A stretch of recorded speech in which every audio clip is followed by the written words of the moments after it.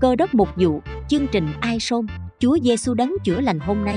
Tác giả Bayles Conley. Phần 1. Ý muốn và sự chữa lành của Đức Chúa Trời. Lời giới thiệu: có phải Đức Chúa Trời muốn chữa lành bệnh tật cho tất cả mọi người không? Hiểu được quan điểm của Đức Chúa Trời liên quan đến sự chữa lành là nền tảng dẫn đến tính lý của sự chữa lành. Sứ điệp: tại sao nhiều người không được chữa lành? Ma-thi-ơ đoạn 8 câu 1-3. Nghi ngờ ý muốn của Đức Chúa Trời.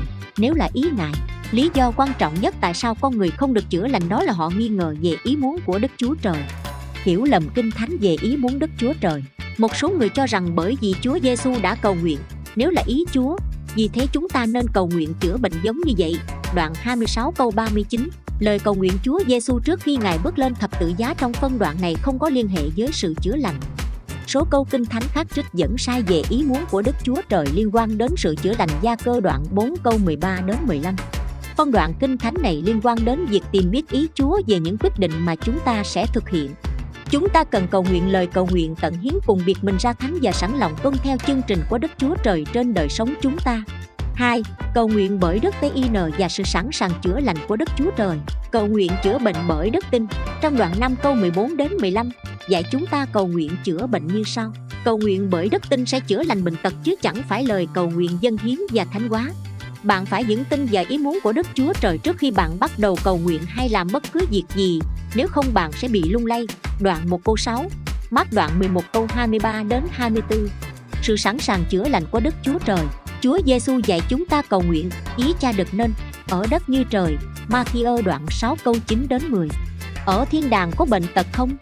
Vì thế, đây không phải là ý muốn của Đức Chúa Trời để trên thế gian này có bệnh tật.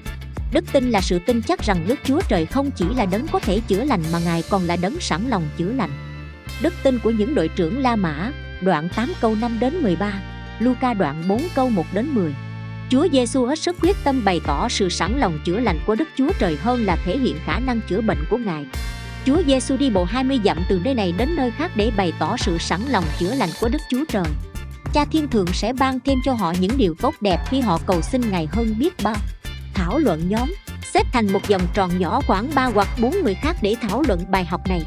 Nếu đây là ý muốn Chúa cho tất cả những người được chữa lành bệnh, thì tại sao có một số người được chữa lành bệnh ngay sau khi lời cầu nguyện được nhầm, còn một số người lại không được chữa lành? Bạn cũng có thể tham khảo thêm phần 5 của bài học. Nguồn gốc của bệnh tật đến từ đâu? Từ ma quỷ, nói về nguyên nhân con người bị sa ngã trong Sáng Thế Ký 3. Nguồn gốc này được so sánh như thế nào với bản chất của Đức Chúa Trời? Giăng đoạn 10 câu 10. Cầu nguyện cho một người nào đó đặc biệt, những người trong số các bạn đang bị bệnh.